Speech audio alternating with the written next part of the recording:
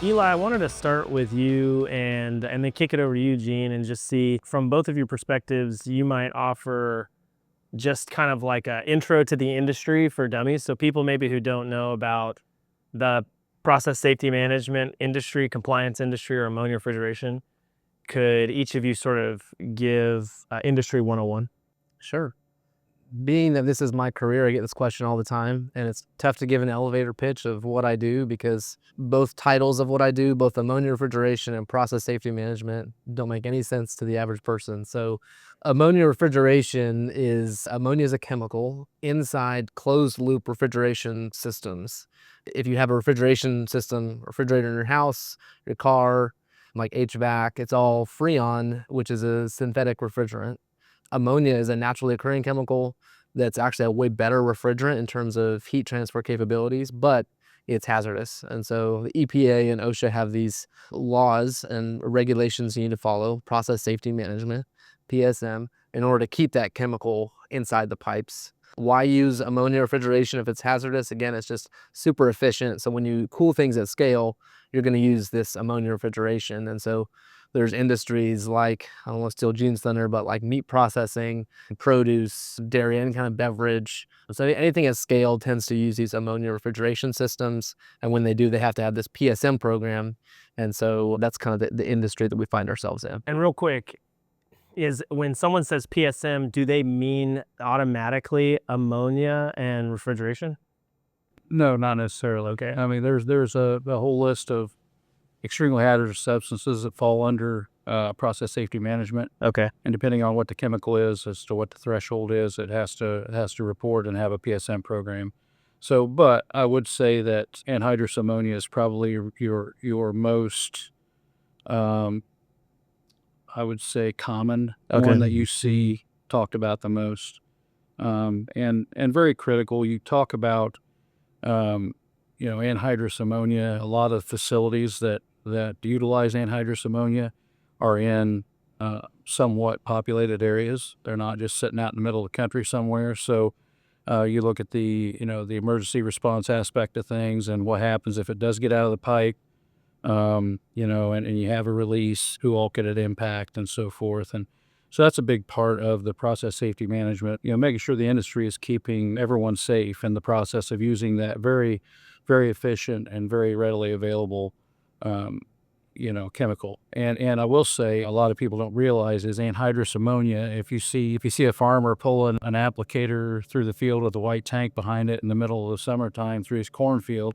he's applying anhydrous ammonia on as a fertilizer. So it is produced in the environment naturally. So it is an all natural refrigerant. It's not harmful to our environment, although it's something that you don't want to breathe and obviously come into close contact with. So. Okay. Awesome. Thank you, guys.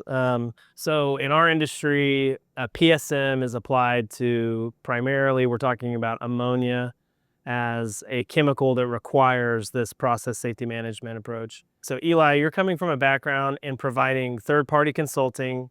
Gene, you're coming from a background where you've been managing the program on behalf of an industry, a big corporate industry partner. Can you guys both, with an eye on explaining what Samwise is in relationship to Macha PSM, can you talk about the problems that exist in the ammonia PSM world that Samwise is trying to solve? I'll start there. So as a process safety consultant, I was brought in to varying degrees to help implement process safety management. I worked with some of the biggest companies in the world, and they would just bring me in as a true consultant, like, hey, let me see what the expert thinks about this. And so I would really just kind of tell them how to do PSM and not really get into the weeds of it, all the way to me being basically a fractional PSM manager at the site, and doing all the things for them, updating SOPs, initiating, closing out management of changes, kind of soup to nuts, whole PSM implementation. And so I've seen this both in, with small interest in the facility to, a vast kind of buy-in there, but also the depth of, I've been to tiny facilities. I've a tiny little winery that had basically a boutique winery, 1,200 pounds of ammonia, to a production scale winery with over 200,000 pounds of ammonia. So these are just a wide array of complexity. with process safety management, the reason I'm secure in my job is because PSM is very complicated. People that have a real job to do, they have a hard time juggling the 14 elements of PSM, not to mention some of the new requirements that are coming out. It's being added upon what feels like day by day. So real quick, when you say that, when you say people have a real job, like what you mean is like, if my job were to produce large quantities of wine and I had to manage this really complicated compliance program. That's it. Yeah. So many of my people, it wasn't just I'm only doing PSM. Right. Okay. Right. Yeah. They have other things they have to do. It's under the EHS umbrella, environmental health and safety, or their maintenance for some other system, or training their people. Like it's just there's so many things, and PSM touches just again it's the 14 elements. And so to do PSM without software is extremely difficult. I mean, it came out in the 90s, and so that was almost a pre-software era. So people could do it on paper, but there's so much room for error when you use paper or even just a file share system, just managing document control. And so you have to have a software in order to do it with any level of efficiency. Okay. Are there not other softwares in the industry? Why is it necessary for you to build a software? So that my answer is kind of integrated with my career story a little bit. So I was with a firm in California, and like many PSM firms, they had developed their kind of in-house PSM software solution that worked for their clients. The way I'm geared, it's what keeps me up at night is how do we innovate? How do we make this better? How do we make it more user-friendly, more efficient? Hey, if we did this here, connected this there, could we save 10 steps? Like those are the kind of things that just keep me up at night. And I would hear that feedback from clients. But this software solution, it was just an in-house tool to support the consultants. It wasn't intended to be super user-friendly for the end users, just the people at the plants doing PSM. So when I went out on my own, that product obviously was no longer available to me with their in-house solution. So I looked at what was open to the market, and there's some big players out there that have been in the industry for over 30 years. And so I was hopeful that I'd be able to use those to great effect. And the more that I dug into them and learned how they worked, it was pretty disappointing, to tell you the truth. It really wasn't more than a file share system. In fact, in many ways, it was worse than a file share system, less intuitive, and software that's quite literally over 30 years old. And some of the activities like a PHA or compliance audit, PHA, process hazard analysis, or a compliance audit, it actually was worse to use that software than to just use a spreadsheet. Right. And so if we're not elevating beyond a spreadsheet, what are we doing paying for software? So that's where I started to just go, there has to be a better way. Surely I'm missing something out in the market. So kept searching. Frankly, we had developed a partnership with one of the software folks, and maybe actually, Drew, I'll kick it back to you. If you could take us back to that dinner with Yeah. So as a co-founder and investor in our compliance company, we took the biggest software company out, and in conversation over dinner, talking about some of the problems we were having selling their software, just sort of the response was, just sell the old one.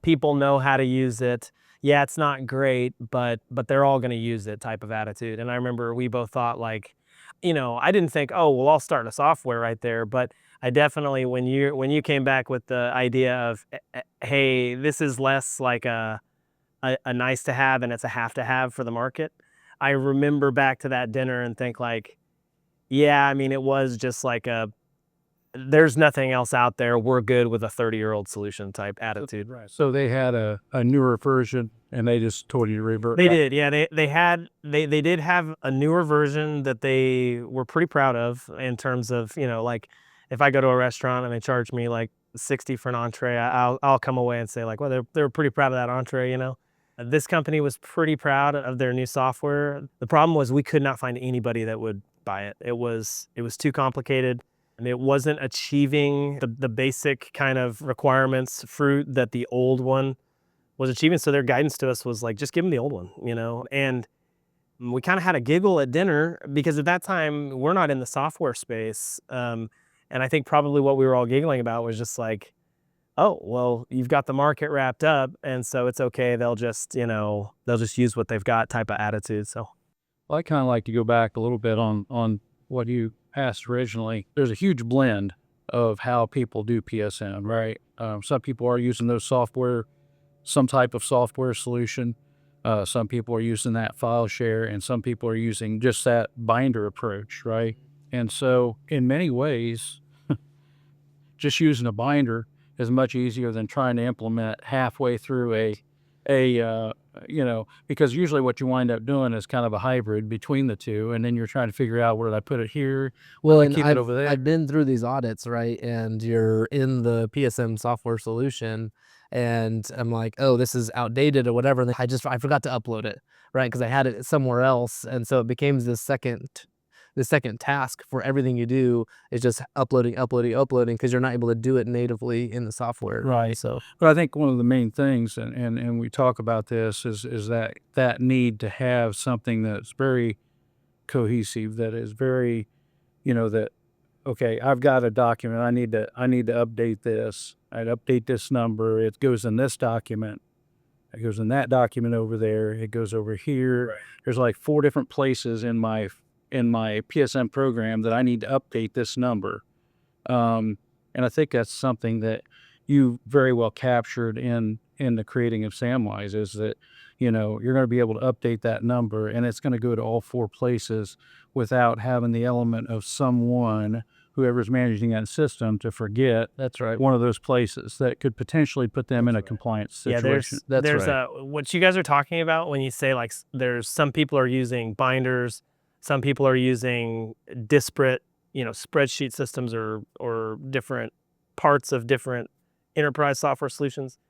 In my history, I used to certify military aircraft for flight, and if you chose to go with what we called a paper binder or a paper aircraft discrepancy book, but you also had a digital log of that aircraft, you were inspectable to both, which means you had better have this one right and this one right, or you could be, the penalties for an unsafe aircraft, or to down the unit for flight. And so what the U.S. Navy and the Marine Corps eventually said was, thou shalt use a single source of truth. And so you have to maintain the single source. And I think that in the PSM world, if that single source, if that software isn't integrated, so if the number that you have to go update in 14 different places doesn't do it in 14 different places, it's not truly integrated, then you're setting yourself up for a big failure. But I don't think that the right answer is, well, I'm going to go update it in my books, update it in my spreadsheets, update it in the half-baked enterprise solution that I sort of use. The answer is to have a actual, fully integrated, single source of truth software that maybe even leverages like pretty common technology to achieve that kind of integration. Well, and that's it. So one of the kind of low-hanging fruit when I do compliance audits is I'll ask, it's a 3-year activity, so I'll say, in the last 3 years, what additions have you made to the system, or what changes have you made? And then if they add an evaporator, all I have to do is follow my nose on that evaporator all through process safety information and their operating procedures. And more often than not, there's a handful of places where it's missing or hasn't been updated. And so what you really need is, with software, it's called like a one-to-many relationship. So you add this evaporator, and it's going to go to process safety information and to your operating procedures and everywhere it needs to go. So it just removes the human error element out of it. Okay, so I want to pivot real quick. We're sitting here in a facility in Indiana with a company called Pure Foods, which we've built this incredible partnership with, both on the Macha PSM consulting, and I like the phrase you use, fractional PSM management. Gene, you basically serve as their fractional PSM manager or coordinator. Pure Foods also happened to be the first adopter of our beta software solution. Eli, can you talk a little bit about maybe the origin of the relationship and how it's come to be?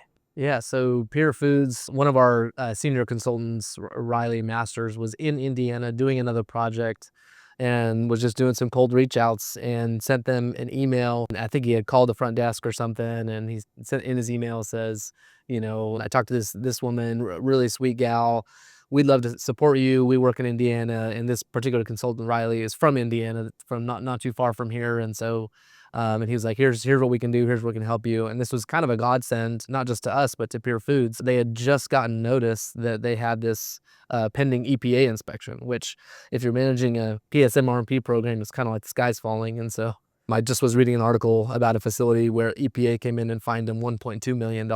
And so it's big fines. Basically, Tom Sutton ended up reaching out to us to see if we could help him with PSM, and actually kicking it back to you, Drew, and just kind of how that conversation went with Tom, that initial Zoom call. Yeah, I mean, when they reached out to us, instantly what was super interesting is usually we're not on the phone with one of the chief executives of the companies that we support. And so the need, they always tell you sort of in business or sales, like try to understand the need, right? Listen for the need. The need came through that one of the chief executives saying, hey, we're really hoping that you can help us out here. We've got this sort of surprise random EPA inspection coming. So that was one. But also he instantly started telling me the story of this 159-year-old company, founded in Chicago, and their incredible history of family ownership, and really how they'd ended up in a situation where their PSM coordinator had to take a leave of absence that ended up being permanent based on some family issues. And here they were caught between that event and an EPA inspection. Riley was actually coming back from a trip at that time, and I called him and said, hey, Riley, I know you've been on the road. Can you grab your wife and kids, head back to Indiana, which of course is his home state. I'm going to send 3 more people, and I'd like to tell Mr. Sutton that 4 people are going to be there on Monday morning ready to stand this inspection. And so that's exactly what we did. Our guys showed up. Due to the government shutdown, the EPA actually was out of commission, so they weren't going to show up for that inspection, which gave Riley and the team some time to do an assessment, a gap analysis assessment of where the program was, start to sort of give some guidance to their staff, and then also just come alongside. And we didn't have any kind of a contract or agreement going into that trip. But of course, while we were there, Tom put us under contract and said, hey, let's get after this. And so that's where the relationship started. Now, from what I understand, when that all took place, there was a lot going on with the 4 guys that were on here sent up to get a handle on where their program was at. But then when the inspection actually happened, from what I understand, the beta version of Samwise really helped through that inspection process. Yeah, that's another kind of really fun wrinkle to the story, frankly. So I think it was in November. We had raised money for Samwise, and we had started building it full time as like it kind of goes back again to my story, but I had fired myself from Macha PSM, like running the company. And I was like, this software thing is a huge project. I really need to focus on this. And so did that back in July, August, and we had started building Samwise with the intent to release at the upcoming IR conference in March of 26. But any good software, it's not, me and some developers hiding in a room trying to build this cool thing and then voila, like here's a great software. You have to get really good user feedback. And so we had created some applications that could be used without the full thing being ready yet, primarily like activities and recommendations and a couple other important features. And so in November, we were ready to start bringing on those initial users. And then here comes Pure Foods, who immediately hit it off with each other, right? We fell in love with Pure Foods and how great of a company they were, how great of people they were. And then they kind of fell in love with us just with our urgency, showing up and trying to get their program up to speed. And so like a few days before the actual EPA inspection, because it got rescheduled, they signed up for the software and were like, please help us show compliance in here. And so that it was not the situation I would have chosen to try using a brand new software for the first time when the stakes are the highest, right? And so it was totally trial by fire, and our developers were trying to fix any little bugs they could find. And we were importing, 745 recommendations that they had completed so many of them, but just didn't have the documented resolutions or a good way to show what was done. And so we're importing those, got them all imported, actually drove up here the day before the inspection, a team of 3, we're all just typing away, trying to, put those resolutions in, got over half of them put into the software. And then the next day, the EPA came seeing those 745 recommendations before because they'd already been submitted through their portal, and they didn't see resolutions. And so they came in, I think kind of hot and heavy.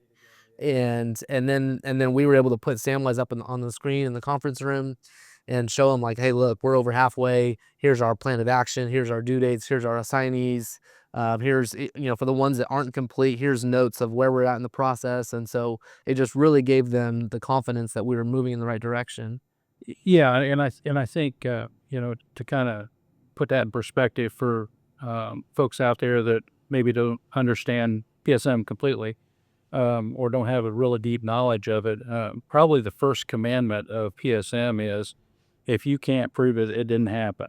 So if you can't show that you did something, it didn't happen when it comes to the regulation side of things. So I think it's important that I think that's a real strength that Samwise shows, and that we'll be able to really complete that loop for people and not have those missing opportunities for compliance issues. Well, that's a really good, it's a good segue to the next concept, which is, I think between the two of you, we have something like, 40 to 50 years in compliance. Can you think back to a PSM misstep, or a PSM compliance misstep that you either experienced firsthand? I mean, you saw a lot. You maybe don't like share the name of any companies or anything, but like, have you seen PSM compliance go really bad? And then I'll kick it over to you as well, Gene. Well, to tell you the truth, this exact situation that Pure Foods found themselves in is a story I've seen too many times. And so I had another client. Again, we got brought in with the EPA inspection. In that instance, it wasn't as early on in the process. It was, a year down the road, and they had already, I think they were over 1,000 recommendations. So they had a couple different mechanical integrity audits that had 300-400 a piece, some PHAs that just were voluminous, and compliance audits, just a ton of these findings. And so the EPA was on their heels, like, when are you going to get these done? And so I was going to the facility every week, just poring over these lists. Where are we at on this? Where are we at on this? And it resulted in, 6-figure penalty. But I was a part of the solution of trying to get it mitigated. But when you don't have an accurate picture into where you're at compliance-wise, it's exactly what Gene said. If you have written that you've done nothing, the EPA believes you've done nothing. So you, like Pure Foods, they had spent millions of dollars on updating their, like, actually improving safety, doing all these things. They just weren't getting credit for it. And so that's the important thing that Samwise does. It actually captures that, gives you credit where credit's due, and just makes staying on top of it way easier. And I think in one of the ways that you developed the recommendations, again, from aviation maintenance, same situation, guys. In aviation maintenance, if you didn't document it, it didn't happen. I mean, and we don't play around at all. You have to absolutely show it. We have what's called in-pros or in-process inspections. And an in-process inspection is something that occurs during the completion of a task. So you actually have to say, torqued to such and such a value, and like put your certification on the line for that inspection. With Samwise, I think my favorite thing to demo in the recommendations is this idea where we're trying to show compliance with a particular recommendation, but that recommendation is not a little thing. It's a significant. I mean, we're talking about it could represent an investment. It could represent multiple third parties that you have to go out to. And what I love that Samwise does is you click on this recommendation, and then over here to the side, if I search a paint discrepancy, it's going to pull up my paint discrepancies. I'm going to click on it. Over here to the side, I'm going to see actual progress pictures of what's going on in that recommendation, which I would just say as an inspector, I'm looking at it, I'm like, okay, you guys are not gaffing this off. You've actually taken some action. So, well, and many times in situations like that, like if you've been audited or inspected, and there are recommendations, And you may have been working on it, like you said, and may have done some things to improve it, but haven't gotten it completed, right? But if you can show that progress, Right. when they, when you get audited the next time, if they look back and see that it was recommended before, and you had nothing to show for any progress done on it, I think it's a way different picture than if they come in and you could say, well, here's where it was at. Here's where it was at, but we've done this and this. We're just not. And whether it was negligence or not capturing that progress lends one to, one's going to say that was negligent versus those in progress pictures. Yeah. Well, in some of these recommendations, in the MI, you might get some really small recommendations: install a valve, or replace the valve tag. Which you go out there, you replace the valve tag, and it's done. But if you do a PHA, you might get a really complex recommendation that turns into a CapEx project, right? And so it's going to take 18 months. And if the EPA comes out a year later, you're still not done. It's so great to be able to show, like, we've requested quotes from 3 different contractors. This has gone through engineering review, and so you just start to build the narrative, is what we call the narrative-based recommendation tracking. And so, Yeah, and with that, and this is something, because I've been in the field, and I know sometimes how difficult it is to get the financial support to accomplish things that might turn into CapEx, or it may just be an expense project, but there may be quite a bit to it, and trying to get the maintenance manager to approve spend for something like that. But at any rate, being able to prove your case when you're in a managing position at a facility and you're over a money system, being able to lay out and tell your story is the key to getting those approvals, is the key to getting that support. And so many folks just go and say, well, we need to do this or we need to do that. But, Samwise honestly gives you another great tool to be able to document all that. You're taking pictures, you got the recommendation with the pictures attached, and you can lay that in front of whoever that decision maker is, and really, here's what we need to do and why. And usually you want to be able to tell the story to the effect that, well, because we're out of compliance, this could be a fine, this could be, even worse. So you just want to be able to tell that story. And if you've got everything documented the way Samwise can do it, I think that really, really helps with that process. So I think for when I call the end user, to me, it's the guy that has to deal with it head on the front line. He's the front line guy that is, I'm the one that is, I have to get this done, and usually that's not the guy necessarily making the decision with the checkbook, so I think it just gives him another tool to be able to get that accomplished. Right. Yeah.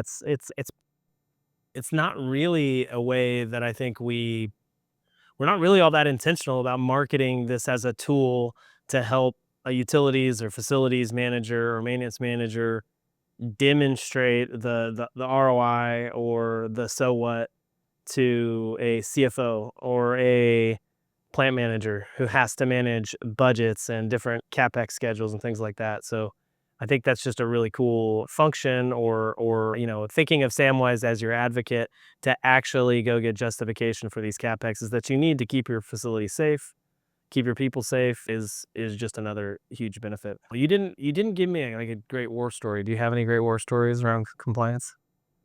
I'm probably not going to go into that. I spent most of my time working for one company, so we'll leave that one. We'll leave that one. In the industry, yeah. But there's plenty of. Honestly, if you want to go out and see stuff, anybody, I would invite anybody that really wants to know more about PSM to go out and look at the CSB and look at the incidences. What's the CSB stand for? Chemical Safety Board. Okay. And so, they have excellent, where they've done incident investigations and followed up on they have the root shows the animation, what went wrong, and it's Yeah. I've seen some of them. Yeah. But when you see some of those things, it really brings to light really how hazardous, Right, and how big of a problem is not following process safety. Yeah. That can be. Let's put it. make us all sad, but the engineer who died in Maine recently, that story, the yeah, student, yeah. just today I saw an article that they're opening an investigation into that one. So they'll choose kind of like high profile incidents is kind Yeah. of how I see it, Yeah. and do a story so they can kind of learn Sure. on lessons Well, learned. yeah, you definitely want to make sure you learn around those things. Well, thank you guys so much for your time. Yeah, it's been a pleasure. Thanks, Drew. Thanks, Gene.